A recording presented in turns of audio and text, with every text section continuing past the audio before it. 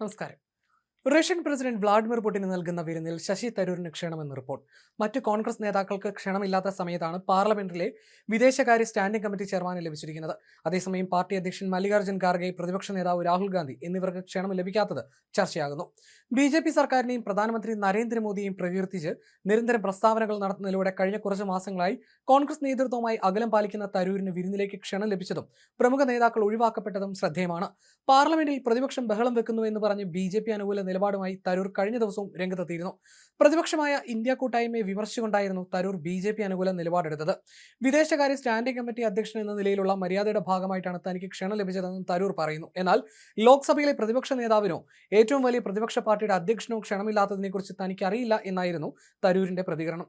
അദ്ദേഹവും പാർട്ടിയുമായിട്ടുള്ള അകൽച്ച വർദ്ധിച്ചു വരികയാണ്. ഏപ്രിൽ 22 ഭീകരാക്രമണത്തിൽ പ്രധാനമന്ത്രി മോദിയുടെ ഇടപെടലിനെ പ്രശംസിച്ചതും കുടുംബവാഴ്ചയുള്ള പാർട്ടികളെ രൂക്ഷമായി വിമർശിച്ചുകൊണ്ട് ലേഖനം എഴുതിയതും ഉൾപ്പെടെയുള്ള സംഭവങ്ങൾ തരൂരിനെ കോൺഗ്രസിൽ നിന്ന് അകറ്റി നിർത്തിയിരിക്കുകയാണ് കുറച്ചു നാളുകളായി. പ്രതിപക്ഷ നേതാക്കളെ വിദേശ രാഷ്ട്ര തലവന്മാർ കാണുന്നതിൽ നിന്ന് സർക്കാർ വിസമ്മതിക്കുന്നുവെന്ന രാഹുൽ ഗാന്ധിയുടെ ആരോപണം പുറത്തു വന്നതിന് പിന്നാലെയാണ് പാർട്ടിക്കുള്ളിലെ വിമതസ്വരമായ തരൂരിന് മാത്രം വിരുന്നിലേക്ക് ക്ഷണം ലഭിക്കുന്നത് എന്നതും ചർച്ചയാണ്. ഇന്ത്യ സന്ദർശിക്കുന്ന വിദേശ രാഷ്ട്ര തലവന്മാർ സാധാരണയായി പ്രതിപക്ഷ നേതാക്കളെ കാണാറുണ്ടെന്നും രാഹുൽ ഗാന്ധി വാദമുയർത്തിയിരുന്നു. വിദേശ അതിഥികൾക്ക് അതിന് താല്പര്യമുണ്ടെങ്കിൽ മാത്രമേ അതിനുള്ള ക്രമീകരണം ഉണ്ടാകൂ എന്നതാണ് ഔദ്യോഗിക നിലപാട്. മുൻ പ്രധാനമന്ത്രിമാരായ അടൽ ബിഹാരി വാജ്പേയിയുടെയും മൻമോഹൻ സിംഗിന്റെയും കാലത്ത് ചില സന്ദർശകർ പ്രതിപക്ഷ നേതാക്കളെ കണ്ടിരുന്നു. അതേസമയം രാഹുലിനെ പരിഹസിച്ചുകൊണ്ട് ബി രംഗത്ത് വരുന്നുണ്ട്.